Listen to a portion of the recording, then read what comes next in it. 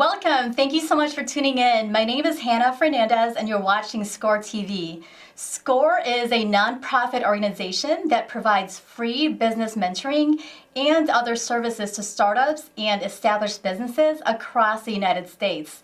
So whether you are a new entrepreneur or you've been in business for a long time, our SCORE mentors can offer you free business advice, mentoring, and other resources. To connect with us, go to our website at chicago.score.org or email us at info@scorechicago.org. You could also call us at 312-353-7724. Now, this is a live show, so please feel free to call in and ask your questions. The phone number to call in is 312-738-1060. Now, if you want to learn how to start and grow a tech-driven business, stay tuned, and my guest today can help. Steve Philpott, hello, is the co-founder of Extra Medium Communications and the managing director of Colony 5. He is a civil tech engineer and a lifelong fan of computer technology. Steve uses his knowledge and expertise to connect entrepreneurs in distressed areas with all the resources they need to build and establish scalable and sustainable businesses. Steve, thank you so much for being here today. Thank you for having me. You know, I love your mission and all the great stuff you do for the community. So thank you, I really appreciate you. Well, thank you. It's our joy to do it. It's like pushing a boulder uphill every day, but it's a joy to actually see the impact that we can make. Exactly, and making things happen. I know, Steve, that you're a staunch advocate of civic technology. Can you tell us what civic tech is? Sure. So civic tech has the two most valuable components of our society: the civic engagement side, working with people to capture their passion and mission and desire for their communities, and then pairing the ability to make these things happen, to affect change with technology. Gotcha. So technology is truly. I was listening to the mayor just the other day. He was mentioning that technology is the future. Technology is the future, and technology has always been the future. It's just now we think of technology as this very complex animal, and it's not complex as much as it is just layers on top of what was built before. So technology really at any point in time has always been a tool for advancing your culture or your society. So if you put together the engagement of a community, the civic side, and the technology, the capability to advance that environment, that ecosystem, you have a platform that is unstoppable, truly. I mean, so today, what you see are a lot of civic-minded individuals. That's the label, but it's typically residents or business owners or community leaders who see a problem or an opportunity and want to find technologies that can affect that opportunity or get them down the road to getting that opportunity at hand. And they're paired with this universe of techies, people who are interface designers, so how you interact with your software or your computer, folks that are geniuses at that. People that know machine learning, so how you truly communicate with the bits and bytes behind the scenes, and how those machines talk to each other. There are deep neural network learning people, so people who teach computers how to think, so that when you communicate with them once, they learn how to continue to work for you without further communication. Well, that ecosystem of technically strong people are coming together with community-minded folks to really make change happen. So you don't have to be as skilled as people think to put technology into your passion as much. You need to have a network of supporters that can give you the subject matter expertise, the skill sets and resources that pair with your desire, and a really strong plan and message. Thank you so much. It's a great explanation, especially now since you hear, AI and technology being in a trend. Sure. And so, what is the why behind your message on using technology for economic improvement? Well,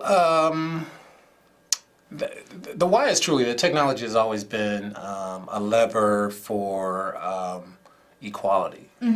So, and it's not as complex as it seems, but truly when Right. you employ it, it makes a difference. So the easy answer is because it will allow an equal and opposing force to the economic issues of our communities. So if you look at areas like the South and West sides of Chicago, there are other areas like that around the country. So you have areas of Oakland and Cleveland and Lakeland and all the lands that kind of look like the South and West sides of Chicago.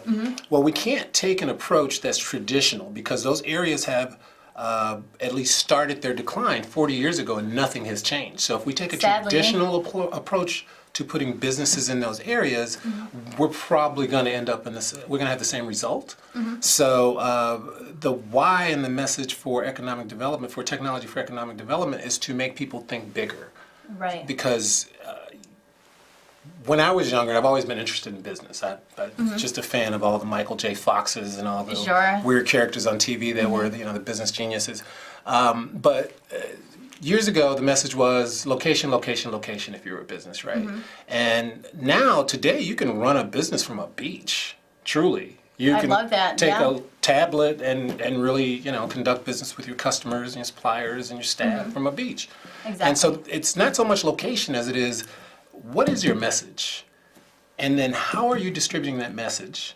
And then how are you competitive with what's behind the message? So the message is you have a product, and it better be a strong message about the product, because as a customer I need to know that, as an investor I need to know that. How I'm getting that message out to my customers and my investors is super important. So you want to look at different platforms that are available to you digitally, and you want to look at your networks of supporters, business professionals and friends and family. Got and then it. finally it is how is that product or service within that message an advantage for your customer. And from an investment standpoint, which is one of the things we talk about, that message needs to be strong enough and Right. passionate enough that you can defend it when someone says, what is your advantage? Exactly. As a business owner, think long and hard about that. And that's where the technology comes into play. It forces you to think about that spectrum of things, not just your brand, Sure. not just your product, but truly taking all of the aspects and assets of your business. Right. So thank you for that. It looks like we have a caller, Steve. Can you please ring him through? Yes, good evening. Great show. In a perfect world, what you two are talking about is right on the money. But this isn't a perfect world, and I'll tell you why. The Chicago public school system is one of the worst in the country. And in order to understand technology and civics, you have to have education. And the tests for the teachers and the students have been dummied down so much that and it's not the students' fault. It's the system's fault. They'll never be able to get intelligent like you or the gentleman next to you. So Sure. let's put it out there. If you want to have your own company and stuff, you're going to have to do it on your own. And because the school system is not going to help you at all. Thank you. Thank you for your comment. And you brought up some great points, because that's actually one of the reasons why Steve and I are here, to really bring this awareness, because the caller was spot on, right? You do need education. And, people like you, Steve, and some SCORE mentors are here to go ahead and provide or even enhance some of the education that may not be found in today's Chicago public school systems. I think, and that was great feedback and input, and thank you for the compliments. Yes. But I think the conversation needs to change a bit around technology. It's not, I'll say it again, it's not as complicated as people think. There are layers of things built on top of a foundation that's very basic, that makes it seem like it's a lot. It's not so much an education that will push you forward in your adoption of, use, even sale of technology. It's your belief in how that technology works. So you need to first understand that you can understand technology. So here's my example. The things that we take for granted today are things we thought were impossible yesterday. So technology was employed a very long time ago for something that we take for granted now, boiling water. So let's say 1,000,000 years ago, you had to, you wanted boiling water, you had to go to a creek, you had to get the water, you had to get the wood, you had to, or to a well, and then you had to make the fire, you had to put the pot on the fire, and then you got the water, right? It's not a far-fetched to say that we, every day, utilize technology for boiling water, and we don't think about it. No, right? not at all. And there was probably not a whole lot of institutional training to get people to adopt that method. Right. So today, when we talk to our kids in school, I think the message needs to be that technology is actually much more intuitive. It's much more widespread. It's cheaper. It is far more easy for you to use, deploy, affect technology on your environment today than it's ever been. And that technology is as powerful as Fortune 1000 companies had. Only those companies had that technological firepower at one time. Today, the average person has that at their fingertips, and they have it at zero or low cost. Exactly. Right? The barriers to entry for use of, adoption of technologies are actually lower than we think. So the question is not so much are our kids adept at adopting technology. It is what do they want to do, and then pair the technology that's required. Absolutely. Don't stop at, it's probably going to be too complex. Because I tell you what, that cell phone that most people have in their pocket today is far more complex than the systems used to send spaceships into orbit. Exactly. Right? But we use it without thought. And we need to consider all technologies as something that we're going to use without thought if we need them. Define your need and pair it with technology, and I think that'll get us beyond. The last statement I want to make to the caller's point is that the speed at which we are educated on technology in schools is far slower than the technology that rolls out and that we adopt every day. So even if we teach children specific types of technology, we have to keep their minds open enough to adopt the evolution for which will be relevant at the given point in time where that technology is out in space. Because what they learn in school may not be applicable later on, and they have to understand and accept that they're going to be behind the curve learning what they do in school. We just have to give kids the power to aspire. That's what it is, and that's what we're here for, making sure that we inspire others out there and let them know that there's a lot of resources, whether it be mentors or technology themselves, to actually get there. And, just based on your question, Steve, I could tell that you're very passionate about, business and doing the social good. That is your message, right? To go ahead and use technology for social good. So how did you stitch tech into that passion? That's funny. So we teach how do you stitch tech into your business, into your small business. We kind of teach that. Exactly. The short version is I come from software development, architecture, sales, product development for large companies, and those folks would essentially pay us bags of money to create ideas. There was no idea that was impossible after we designed against the CEO's problem. So give me the problem, we design something, and they go, yeah, how much is it going to cost? And we build it. So I didn't so much stitch technology into my business. That was my business. I stitched economic development, community development, the passion for what our neighbors experience, the issues and the systems that kind of, they were built to be good systems for the mainstream, but now the traditions have changed and those systems are truly oppressive. There's systemic racism, there's some issues that we can kind of build out using technology. So 20 years ago, we sat down and we designed a blueprint. How do you design systems that can supplant financial systems, that can supplant real estate systems, that would help reduce recidivism, but at the same time take into account that young recent graduate from college who has a dream and wants to get out there as an entrepreneur, and have him not shrink back because people will tell him, well, there's no business in the neighborhood or your business will fail or it's going to be hard, but give them a platform to grow. So in as much as there are a lot of Zuckerbergs out of the East Coast or Gates is out of the West Coast, within our cities, within our neighborhoods, we have versions of those two men I mentioned that will truly dwarf their accomplishments. Right. We need to open that spigot and find them. So that's that's how I stitched technology into my business. I took the I love business it. of working with Fortune love it. 500 companies and applied it to community development because no one else was paying attention to that. Exactly. And you brought up a couple good points. One was providing access and awareness to everybody. So just including everyone, even those from underserved communities, correct? And so if any of the viewers are still kind of, skeptical about that, I'm still scared. So if they want to start a tech-driven business, what do you suggest they try to do first? I think first you have to create a message around. I mean, everyone says they want to sell cupcakes or they want to open a horse cleaning store or whatever it's going to be. I think you truly, traditional stuff, foundational stuff, create a solid business plan. Okay. But messaging is most important.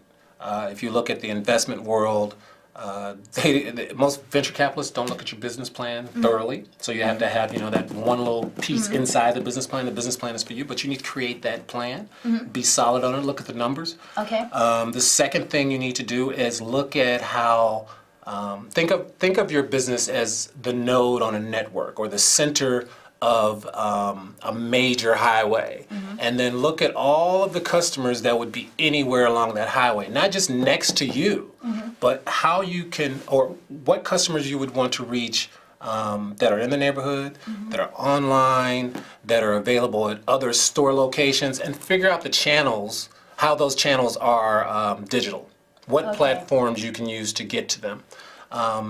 And those platforms will essentially be your social media, they'll be your outlets to the news media where you can lend your subject matter expertise, but they'll also be in your back office systems. I think small business owners today need to consider ththings like customer relation management system. It sounds huge, or enterprise resource management systems. And certainly accounting systems.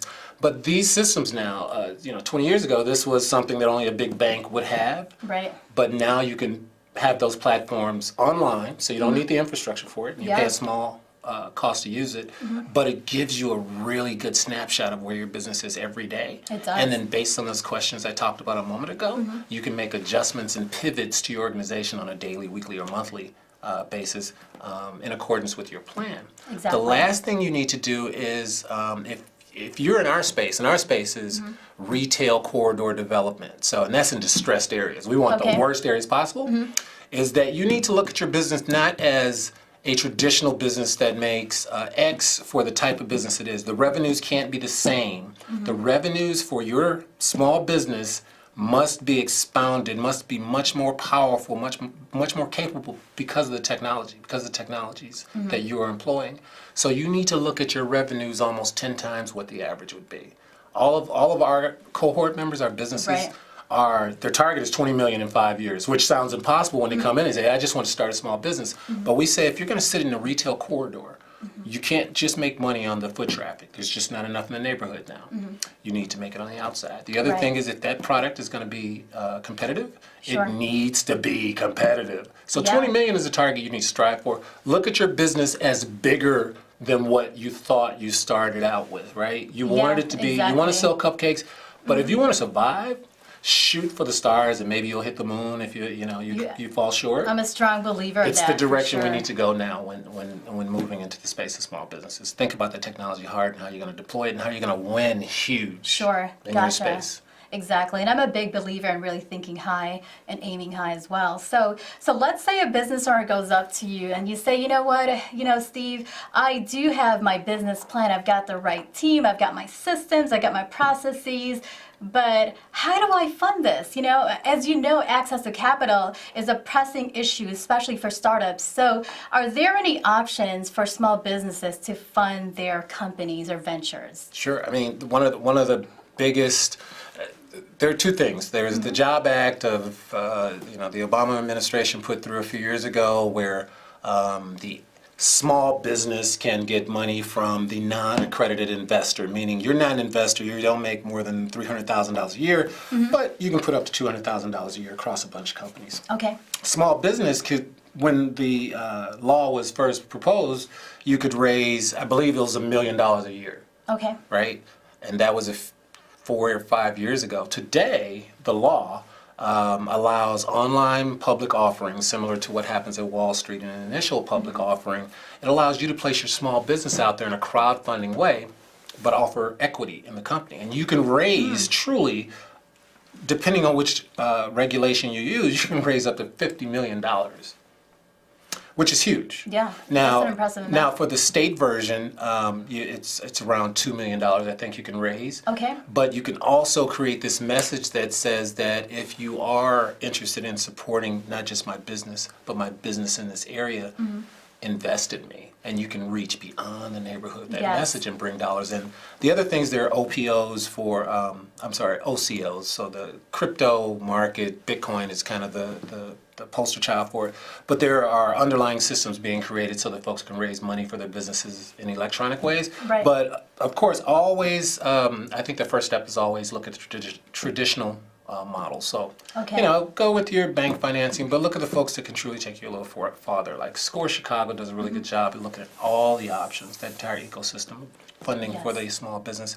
But they also connect you with other folks within their network that have the opportunity to look at grants, That's sponsorship, and things of that ilk.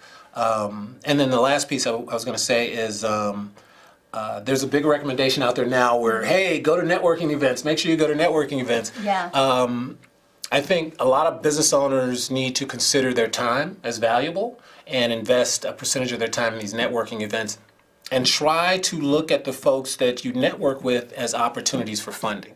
Absolutely. Do you know anybody? I mean, truly, if it's a networking event and you get your message is solid and you get that message across and you hear them, that makes kind of hey, do you know anybody that would be interested in partnering with me or supporting us? And a lot of times you'll get that turned on. I think those types of relationships help drive the funding for the small business just because you're introduced to so many people. Exactly. That's a great point because you do business with those you like and you also those that you trust. Truly. And also going to these networking events, you could go ahead and test your idea, listen to market feedback, and also going back to your initial point about messaging. You know, you want to make sure that whatever business idea you're creating or app or anything else, that it actually brings value to the community. So now going back to the funding options, what are the options available specifically for tech and innovations? Well, the market for technology is typically funded out of the venture capital world. Okay. And our approach is to say, hey, you don't have to be a tech business in downtown Chicago. You can be a tech business on any retail corridor on the south and west side of Chicago. Okay. So we're still talking to venture capital, the venture capital community, about investing in the tech side of our businesses. So without going into a lot of detail, if one of our businesses has something to do with, let's say, artificial intelligence that tells you what you get to wear in the morning, right? Then we'll approach a venture capital group that is interested in social impact investments and artificial intelligence or retail clothing. So we'll find it. And so I think that a lot of and we say small businesses, that's how they start, or maybe that's where they are. But you could start a small tech business and really grow. So I think for folks who are looking to really have technology as a product or an enabling part of the business, do everything we talked about before. Yes. And then present yourself through your network to the venture capital folks, to the grant writers, and other people who are looking for innovations that drive industry or impact that helps community. Gotcha. Reach out to those folks with these solid messages, these solid business plans, and have a solid chief technology officer as an advisor or on your team, because ideas are a dime a dozen. Affecting them is the work, and you need a solid chief technology officer to get that stuff behind you. That's a great tip, and it's really all about putting yourself out there and showing up. And so now, what do you think are the keys to success for tech-driven businesses? The keys to success: one, understand that technology fails. So when you come up with that great idea, ensure that you have truly you have a technological underpinning that makes sense, that can be checked. The other thing is to make sure that you're competitive. You're going after the market, man. Don't just come out there with something because you thought it was cute. Make it a whiz bang. We're going to change the world with it, and keep that message tight and build it to be that point. But that message is the message. That's the commercial for your product. and stick with the passion behind your product and your message. That's the most important thing, because technology is really, you can't touch it, you can't feel it, you can't hear it. Right. So you have to sell, and sell well. Those are really good advice. So any final thoughts at all? Any advice that you'd give for somebody looking to start a tech-focused business? I think just dream. Just dream. There's a lot of stuff we do today nobody thought was possible. So just dream and go for it. Love it. Well, Steve, thank you so much for being here today and for all My you do pleasure. for the community. I really appreciate you. Thank you.